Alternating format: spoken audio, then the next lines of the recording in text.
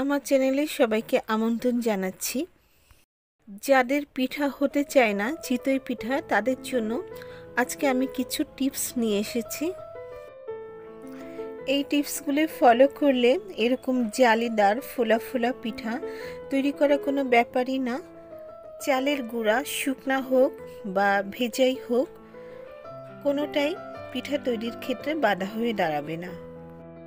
যাদের পিঠা হতে চায় না, তারা এই চালের গুঁড়াটা দিয়ে যখন গোলা তৈরি করবেন, অল্প একটু অর্থাৎ 1 চিমটি 1 কাপ আটায় 1 চিমটি বেকিং পাউডার ইউজ করবেন, রান্নার তেল ইউজ করবেন, সয়াবিন তেলটা 1 কাপে 1 চা চামচ, আর ডিম ব্যবহার করবেন 2 কাপ আটায় 1টি ডিম ব্যবহার করবেন।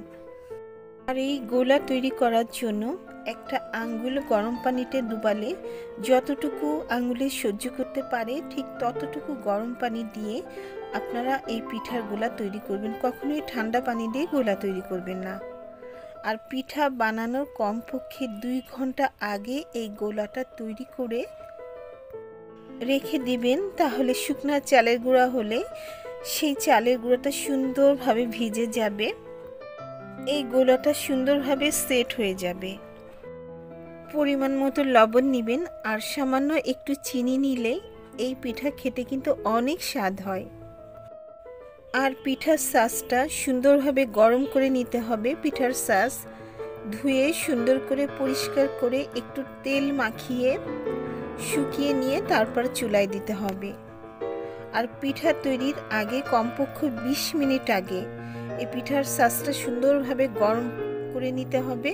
আর যখন একটু পানির ছিটা দিলে এই ছাঁচের উপরে ধোঁয়া উঠতে শুরু করবে, তখন বুঝবেন যে ছাঁচ সুন্দরভাবে গরম হয়ে গিয়েছে। তখন পিঠা দিলে এরকম সুন্দর অসংখ্য ছিদ্রযুক্ত পিঠা হবে।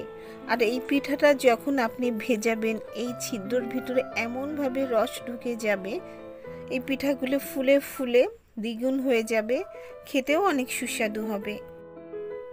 এই টিপস ফলো করলে যে কোনো কেউ অতি সহজে এরকম অসংখ্য জালিদার পিঠা তৈরি করতে পারবেন। এই পিঠা মাংস, বিভিন্ন ধরনের ভর্তা, সস এগুলো দিয়ে খেতে কিন্তু দারুণ লাগে। আমার ভিডিওটি ভালো লাগলে অবশ্যই একটি লাইক দিবেন আর আপনাদের মূল্যবান মতামত কমেন্টের মাধ্যমে জানাবেন। আর যারা এখনও আমার চ্যানেলটিকে সাবস্ক্রাইব করেননি, প্লিজ সাবস্ক্রাইব করে নিন। সবাইকে ধন্যবাদ।